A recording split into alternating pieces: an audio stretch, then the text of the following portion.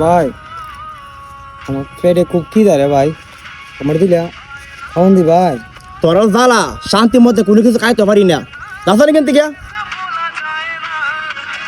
Sir তুই এটা কাজটা ঠিক করলে এর পেটে খিদে দেখি তো আমাদের কাছে আইসে খাওয়ার লেগে টাকা দিয়ে ফেলা দিলে।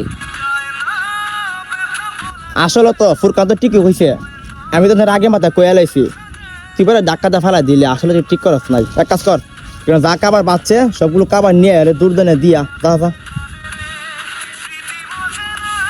ভাই আমি যে ধাক্কা দিছি মনে কষ্ট নিয়েন না, এনে কিছু খাবার আছে আপনি খাইয়া লাইন।